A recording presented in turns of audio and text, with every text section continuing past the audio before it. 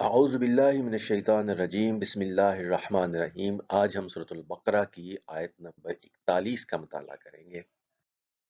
اس سے پچھلی آیت میں بنی اسرائیل کو ایک نعمت یاد دلائی گئی تھی، اور ہم نے دیکھا تھا کہ اللہ تعالیٰ کی عطا کردہ نعمتوں میں سے جو سب سے بڑی نعمت بنی اسرائیل کو عطا کی گئی تھی وہ یہ تھی کہ انہیں اقوام عالم پر فضیلت عطا فرمائی گئی تھی۔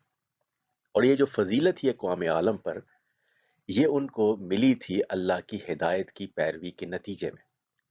اور جب انہوں نے اللہ کی ہدایت کی پیروی چھوڑ دی تو پھر ان کے لیے ذلت اور خواری اور مسکنت جو تھی وہ مقدر بن گئی۔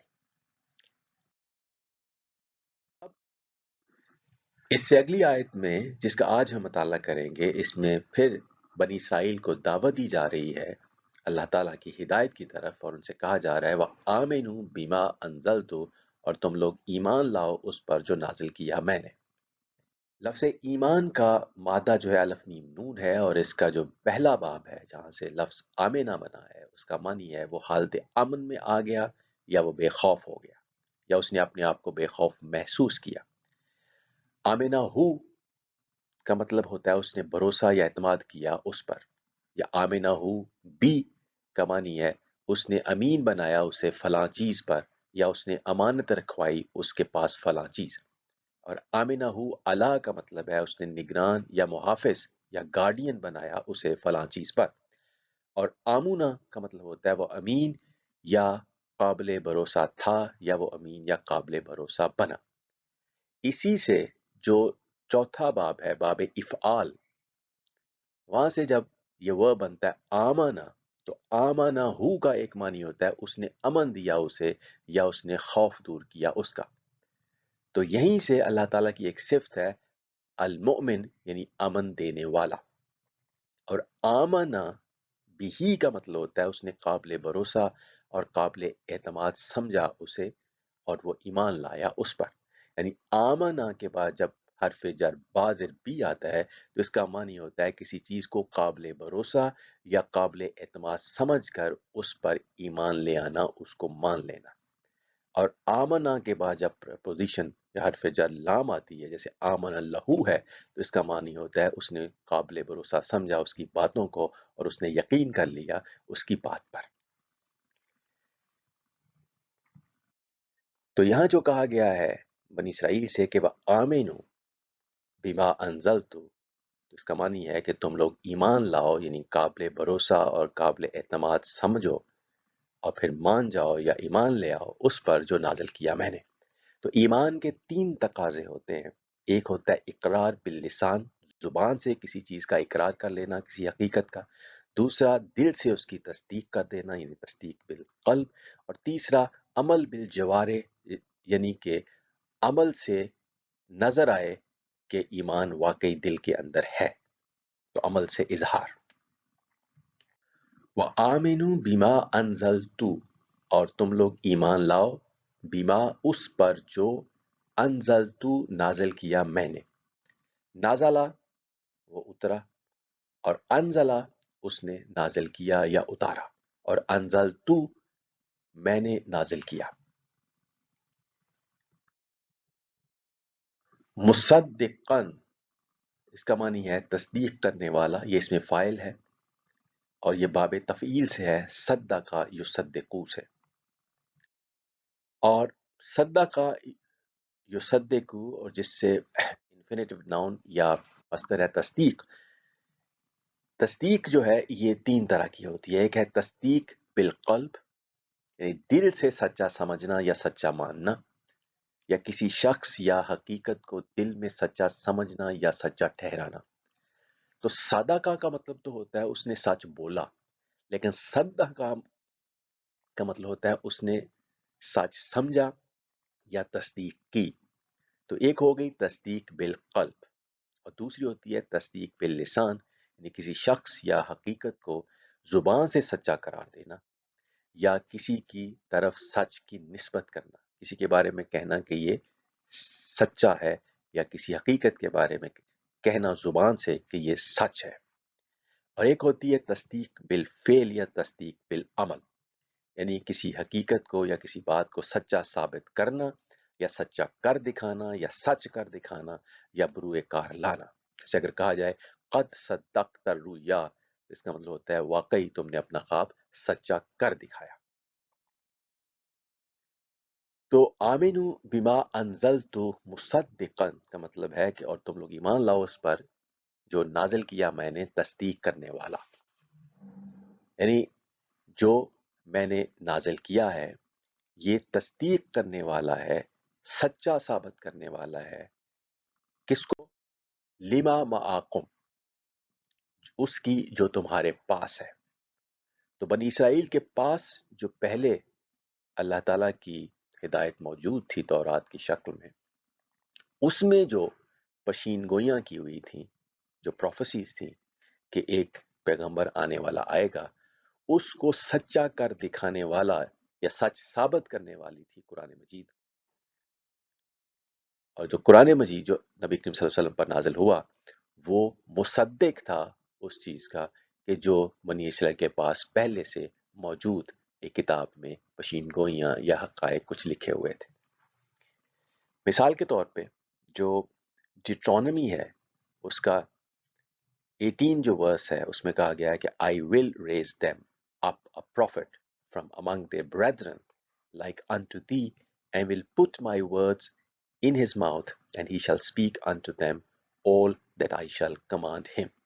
تو اس طرح کی جو پروفیسیز کی گئی تھی جو ان کے پاس پہلے سے موجود تھی اس کو سچ کر کے دکھانے والا یا سچا ثابت کرنے والا جو تھا وہ تھی یہ کتاب قرآن مجید جو نبی کریم صلی اللہ علیہ وسلم پر نازل کی گئی.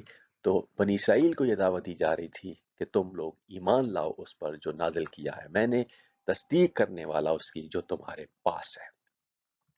اسی طرح کی ایک پروفیسی یا پیشین گوئی کا اشارہ سورۃ الصف کی آیت نمبر 6 میں بھی ہے جس میں کہا گیا ہے کہ وَإِذْ قَالَ عِیسَیٰ ابْنُ مَرْیَمَ یا بنی اسرائیل انی رسول اللہ الیکم مصدقا لما بین یدی من توراتی ومبشرا برسول یاتی من بعدی اسمہ احمد فلما جاءہم بالبینات قالوا ھذا سحر مبین.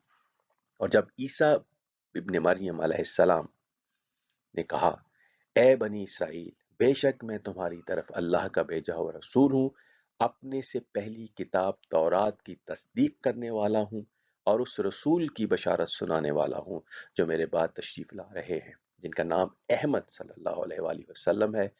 پھر جب رسول آخر الزمان صلی اللہ علیہ وآلہ وسلم واضح نشانیاں لے کر ان کے پاس تشریف لے آئے تو وہ کہنے لگے یہ تو کھلا جادو ہے. اور اس سے آگے کہا گیا ہے کہ ولا تکونوا اور نہ تم لوگ بن جاؤ and do not be اور do not become. یہاں لا جو ہے یہ حرف نہیں ہے.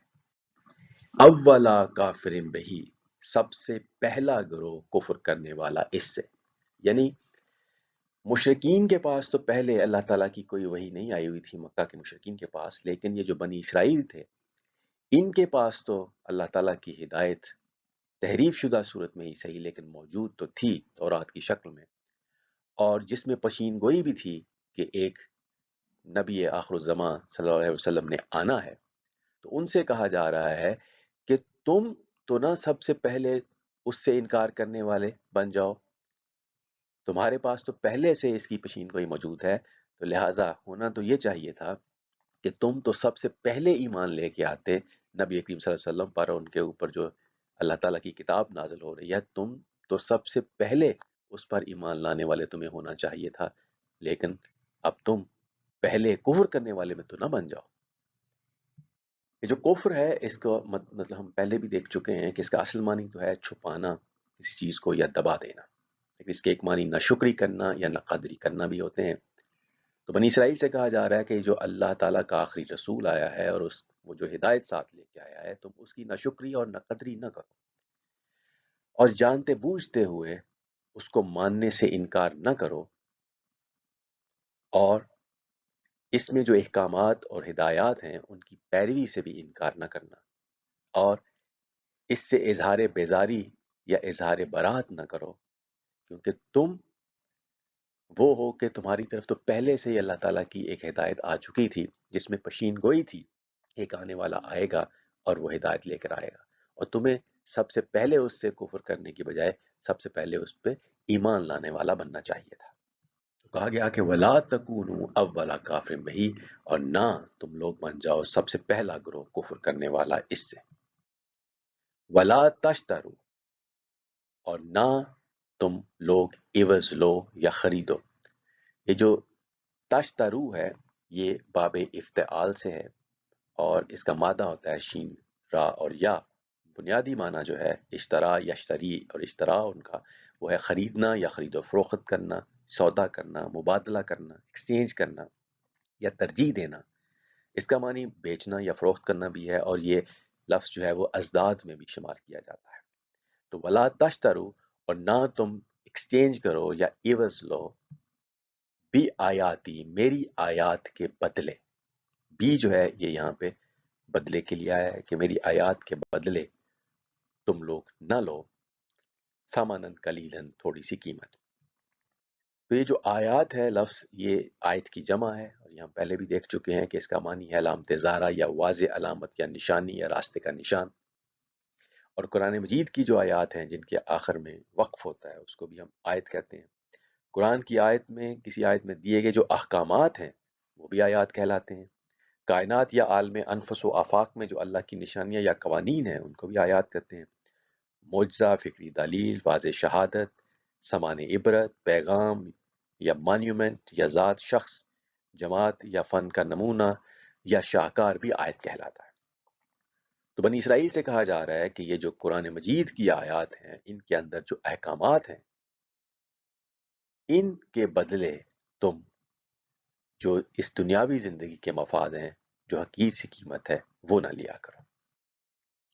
وَلَا تَشْتَرُوا بِآيَاتِي ثَمَنًا قَلِيلًا، اور نہ تم لوگ عوض لو میری آیات کے بدلے قیمت تھوڑی سی۔ تو یہ جو تھوڑی سی قیمت ہے اس کا مطلب یہ نہیں کہ تم زیادہ قیمت لے کے تو جو ہے میری آیات کے بدلے جو ہے وہ چیزیں کرو، یا میری آیات کے عوض یا ان کے مقابلے میں تم زیادہ قیمت وصول کر لو، یہ مطلب نہیں ہے، بلکہ اس کا مطلب یہ ہے کہ دنیاوی مفاد کی خاطر تو میری آیات کو پس پشت نہ ڈال دو۔ تو پورے کا پورا جو دنیاوی مفاد ہے اس کو بھی اللہ تعالیٰ نے قلیل کہا ہے، جیسے سورۃ النساء کی آیت نمبر 77 میں آیا ہے قل متاع الدنیا قلیل، فرما دیجئے کہ دنیا کا جو مفاد ہے یا پوری کی پوری دنیا کی جو متاع ہے وہ قلیل ہے، بہت تھوڑی ہے، حقیر ہے۔ تو جو بھی دنیاوی مفادات ہیں ان کو قلیل کہا گیا ہے۔ فما متاع الحیات الدنیا فی الآخرۃ الا قلیل، تو آخرت کے مقابلے میں دنیاوی زندگی کا جو ساز و سامان ہے یا متاع ہے وہ کچھ بھی نہیں مگر بہت ہی کم حیثیت رکھتا ہے۔ تو کہا جا رہا ہے بنی اسرائیل کو کہ تم دنیاوی مفاد کی خاطر، تھوڑے سے پیسوں کی خاطر یا تھوڑے سے فائدے کی خاطر میری آیات کو پس پشت مت ڈالو، اس میں جو احکامات ہیں اس کو پس پشت مت ڈالو۔ تمہیں چاہیے کہ تم اس پر ایمان لاؤ اور اس کے مطابق عمل کرو، اور تم وہ پہلے ہو جاؤ، تمہیں پہل کرنی چاہیے نبی کریم صلی اللہ علیہ وسلم اور ان کی جو تعلیمات ہیں یا ان کے اوپر جو وحی کی گئی ہے اس پر ایمان لانے میں تمہیں تو سب سے پہلا قدم اٹھانا چاہیے تھا۔ مشرکین کے پاس تو پہلے سے کوئی وحی نہیں آئی ہوئی تھی، انہیں تو نہیں پتا تھا کہ کسی نبی نے آنا ہے، تمہیں تو پتا تھا کہ ایک نبی آنا ہے، اور وہ اس نے وہ سچ ثابت کر دینا ہے جو کہ تمہاری کتابوں میں پہلے سے موجود تھا، جو پشین کو موجود تھی۔ تو اس لیے تمہیں تو سب سے پہلے ایمان لانا چاہیے، تم سب سے پہلے اس کے بارے میں کفر کرنا اختیار کر رہے ہو، تو تم دنیاوی مفادات کی خاطر جو ہے یہ میری آیات کو پس پشت مت ڈالو۔ وَإِيَّايَ فَاتَّقُونِ، اور صرف مجھ ہی سے تم ڈرو۔ تو ایایا یہ زور دے کے کہا گیا ہے کہ صرف مجھ ہی سے، اور فتقونی میں جو آخر میں نون یہ نی ہے، اس میں بھی یہ نون یہ نی جو ہے اس میں آخری یا جو ہے وہ تلفظ سے گرا دی گئی ہے، لیکن اس میں بھی پرونون ہے، اور 2 دفعہ یہاں پہ کہا گیا ہے کہ صرف مجھ ہی سے تم ڈرو یا تقوی اختیار کرو۔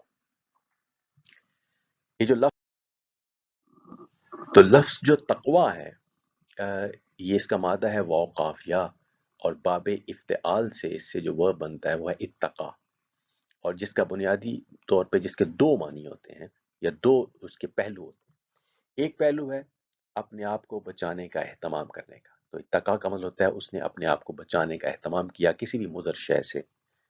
اس نے اپنی حفاظت کا اہتمام کیا، اس نے اپنی مدافعت کی، اس نے اپنی نگہبانی اور نگہداشت کی، اس نے کسی کو اپنا نگہبان بنا لیا، اس نے احتیاط کی، یا اس نے محتاط رویہ اپنایا، یا وہ محتاط رہا، یا اس نے پرہیز کیا، یا اس نے اپنی حفاظت کے لیے قوانین کی پاسداری کی، یا اتقا من المطر کا مطلب ہے اس نے خود کو بارش سے بچایا.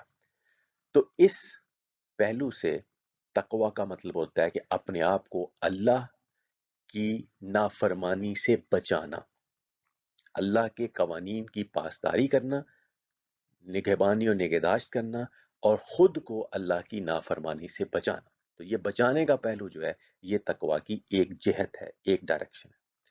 اور دوسرا جو تقوی کا پہلو ہوتا ہے وہ ہوتا ہے اب درست رویہ اپنانا، to do the right thing, to become righteous. جیسے وقال امر کا مطلب ہوتا ہے اس نے معاملہ درست کیا، اور اتقا کا مطلب ہوتا ہے اپنے آپ کو درست کرنا یا خود درست یا ٹھیک رویہ اپنانا. تو ایک پہلو ہے تقوی کا کہ خود کو اللہ کی نافرمانی سے بچانا، اور دوسرا پہلو یہ ہے کہ خود وہ رویہ درست اپنانا جو اللہ تعالیٰ نے تجویز کیا ہے یا جس کی ہدایت کی ہے. تو اللہ کے دیے ہوئے احکامات کے مطابق رائچس بننا یہ ایک پہلو ہے، اور جو جن چیزوں سے اللہ تعالیٰ نے منع کیا ان سے اپنے آپ کو بچانا. تو یہ تقوی کے دو. قرآن مجید میں تین چیزیں ایسی ہیں کہ جو اللہ تعالیٰ نے ایکسکلوسیولی کہا گیا ہے کہ وہ صرف مجھ ہی سے کرو، یا میری ہی صرف میرے ہی ساتھ ہی ان کی نسبت کرو. ایک ہے یا فابدون، کہ صرف فقط میری ہی تم بندگی یا تابع فرمانی کرو، میری عبادت کرو. دوسرا ہے یا فرحبون، صرف مجھ ہی سے ڈرو. اور تیسرا یا فتقون، اور صرف مجھ ہی سے ڈرو یا تقوی اختیار کرو. رہب کا مطلب ہم پچھلی آیت میں دیکھ چکے ہیں کہ رہب کا مطلب ہوتا ہے ایسا ڈر جو کسی کی عظمت یا جاہ و جلال یا روب کی وجہ سے ہو، اور اس میں احتیاط کا پہلو ہو کہ کہیں اس کی نافرمانی نہ ہو جائے. اور تقوی یہ بھی ڈر ہے، یہ اس نتیجے کا ڈر ہے کہ جس میں اپنے آپ کو کسی کی نافرمانی سے بچایا جائے، یا اس نافرمانی کے نتیجے میں جو نقصان ہو سکتے ہیں اس سے اپنے آپ کو بچایا جائے. اور دوسرا جو اس نے درست رویہ کسی نے تجویز کیا ہے تو اس درست رویے کو اپنایا جائے. To do the right thing اور to guard oneself against those things which are not permitted. تو یا فابدون، یا فرحبون، اور یا فتقون، یہ تین چیزیں جو ہیں وہ اللہ تعالیٰ نے کہا ہے کہ یہ فقط میری ہی طرف منسوب کرو، کسی اور کی طرف منسوب نہ کرو. وما علینا الا البلاغ المبین.